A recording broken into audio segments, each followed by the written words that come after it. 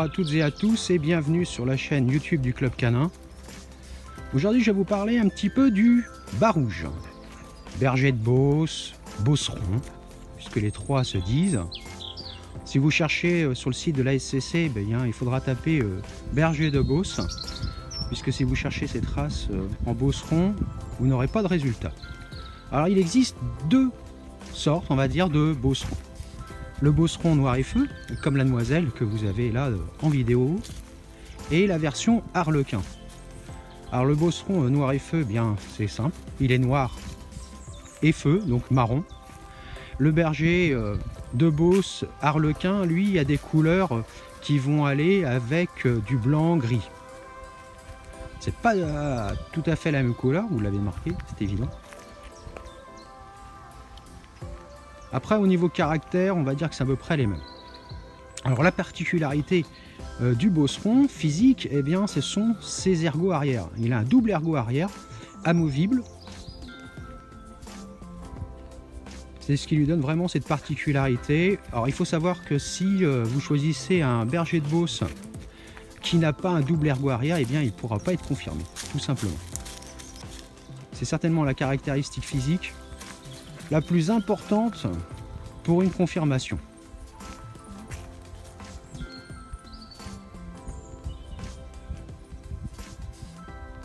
On va parler du caractère. Au-delà de l'aspect physique, du standard, de la taille, du poids et du pelage. Alors le berger de Beauce, le beauceron, c'est une race de chien de berger. Bon, ça porte bien son nom d'ailleurs. Berger de Beauce, chien de berger. Alors qu'est-ce qu'il y a de particulier dans cette race au niveau caractère? D'abord, c'est un chien qui était habitué à vivre avec les bergers pendant plusieurs mois en autarcie avec eux pour protéger les troupeaux contre les loups. C'est pour ça qu'ils ont ce double ergot arrière pour pouvoir se défendre et attaquer les loups. Alors le fait qu'il vivait en autarcie quasi complète avec son maître plusieurs mois dans l'année, ça a développé chez lui un caractère qui fait qu'il est très proche, mais vraiment très très proche de ses maîtres. Alors c'est un véritable pot de colle. Je vous le dis tout de suite, si vous ne voulez pas d'un chien qui vous colle tout le temps, va falloir penser à changer de race de chien. Alors quand je vous dis que ça vous colle tout le temps, c'est un chien chez qui il va falloir mettre des limites. C'est-à-dire qu'autrement, vous êtes dans la salle de bain, il rentre dans la salle de bain, et je peux vous dire que quand vous vous déplacez, ça vous suit vraiment. C'est-à-dire dans la maison, vous êtes en train de faire la vaisselle, il doit voir où vous êtes. Vous êtes assis dans le canapé, il n'est pas très loin. Vous vous déplacez, il se déplace aussi.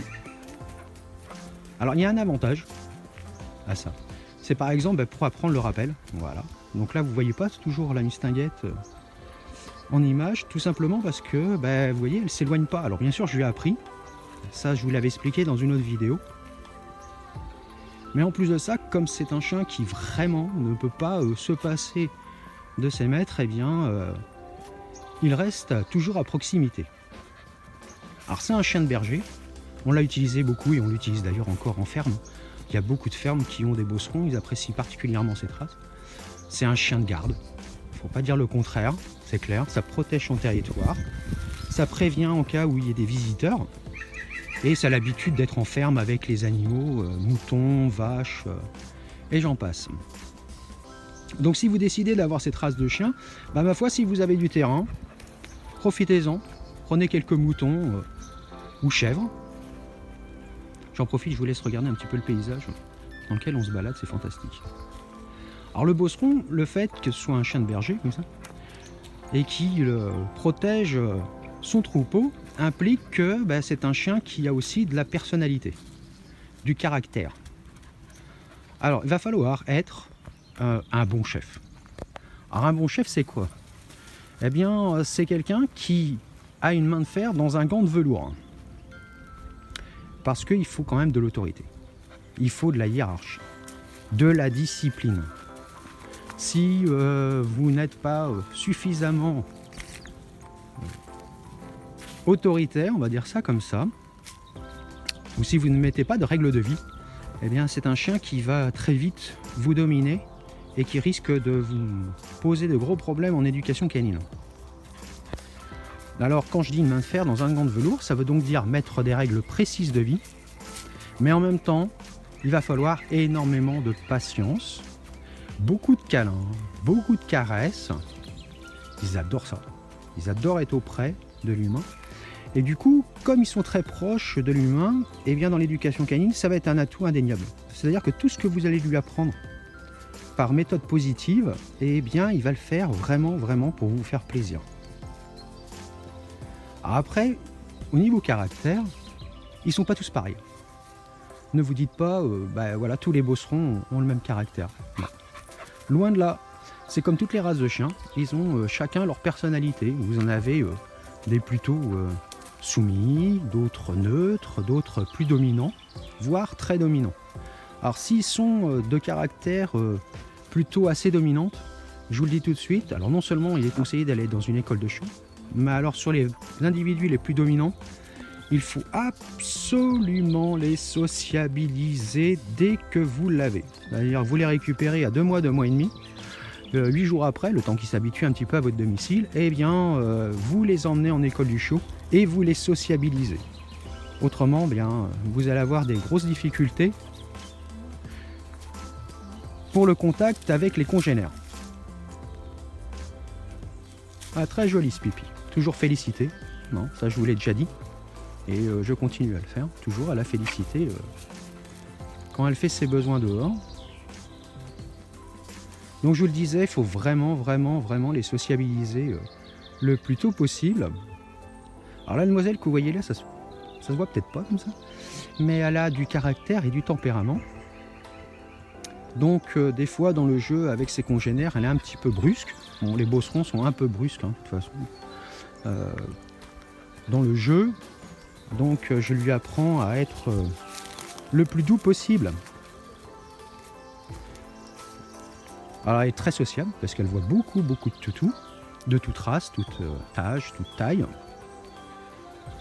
Ça passe du coton de Tuléar que notre ami Antoine, éducateur au club, a Cavalier Kinshar, Ottawa, la petite chienne à Odile, qui au moment où je tourne cette vidéo va avoir 1 an. Donc coucou Louloute, bon anniversaire. Elle joue avec Mia, Golden Retriever de son état, la chienne à Hélène. Alors à son copine, c'est pas croyable. Dès qu'elle se voit, c'est on joue. Alors comme dirait Hélène, Mia n'a pas besoin d'acupuncture puisque c'est Ovia qui s'en charge avec ses petites dents. C'est une gentille louloute, la demoiselle. Donc dans le bosseron, je vous le dis, beaucoup de sociabilisation et ce sont des chiens de travail. Alors qu'est-ce que ça veut dire, chien de travail? Ça veut dire simplement qu'il va falloir leur apprendre des tas et des tas et des tas de choses.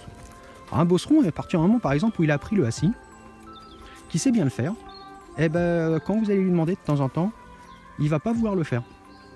Tout simplement parce qu'il se dit d'accord, je sais déjà, donc est-ce que tu peux pas m'apprendre autre chose? Alors sur les tempéraments les plus forts, le plus difficile à leur apprendre, c'est le coucher. C'est une position de soumission pour le chien et du coup, eh bien, sur les individus les plus dominants, eh bien, le coucher va être un peu plus compliqué. Alors là, vous la voyez pas beaucoup la loupe parce que c'est pas facile, je peux pas filmer mes pieds. Parce que voilà, regardez, vous voyez, elle s'éloigne jamais très très loin. Si vous leur apprenez, comme je vous l'avais expliqué, le rappel, le fait de se balader sans laisse, eh bien voilà ce qui se passe. Vous avez toujours un chien qui est tout proche de vous. Vraiment tout proche. Là, vous voyez, je peux tourner comme je veux. En fait, vous la voyez pas, puisqu'elle est tout le temps au pied. Alors je vais m'arrêter 2 secondes. Hop, là, vous voyez, hop, je m'arrête, je recule d'un pas. Elle recule d'un pas. Donc je vous le disais, je reviens à ça, au caractère et au fait qu'il faut leur apprendre, ma foi, plein de choses. Alors il y a des jeux dits intelligents, vous savez, où on cache des friandises. Eh bien le chien, le bosseron adore ça, aller chercher et en plus il comprend très vite. Donc vous allez vous retrouver à aller très très vite au niveau 2 ou 3 de ces jeux-là. Et ce sont des chiens qui sont aussi très très bons en obéissance. Donc si vous dites tiens j'aimerais bien faire un peu de compétition obéissance, bah, ma foi le bosseron est un chien qui est parfaitement adapté.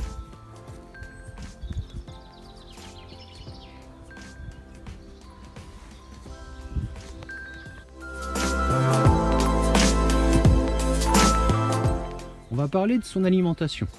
Alors l'alimentation d'un bosseron ou d'un chien de toute façon de grande race et de grande taille. Il faut des croquettes de très grande qualité. Croquettes chaudes bien évidemment jusqu'à l'âge de 12-14 mois. Ça c'est indispensable. Et puis des croquettes vraiment de qualité. C'est-à-dire que sur le paquet, alors quelle que soit la marque que vous décidez de prendre, ça c'est votre choix. Le premier ingrédient qui doit être en tête de liste, c'est la viande. Si vous voyez sur le paquet de croquettes, le premier ingrédient en quantité céréales, bah, ma foi, vous laissez le sac dans le magasin et vous ne le prenez pas. Ils ont vraiment besoin d'une alimentation de très grande qualité. Plus il y aura de viande dedans, et bien plus vous aurez un chien qui va grandir avec une belle construction osseuse et donc il sera parfaitement proportionné et son état de santé s'en trouvera qu'améliorer. Donc vraiment sur l'alimentation, eh bien prenez de la grande qualité, vous vous y retrouverez avec le temps. Et ce qui veut dire grande qualité dit pas forcément croquettes les plus chères.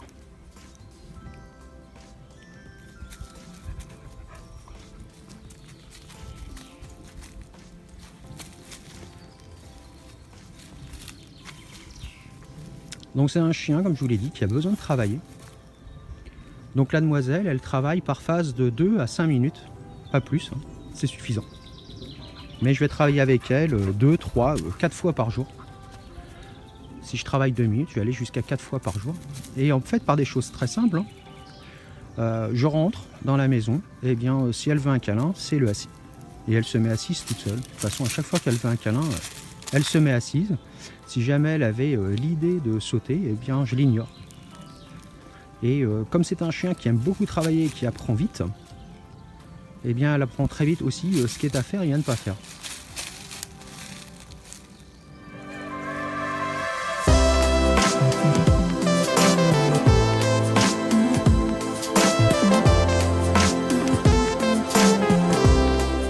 Si vous avez des questions sur le bosseron, surtout n'hésitez pas, laissez un petit message sur la chaîne YouTube du club ou sur la page Facebook et je me ferai un plaisir de vous y répondre. C'est une race très attachante de chien, vraiment. Après, bah, chacun a sa race de chien de prédilection.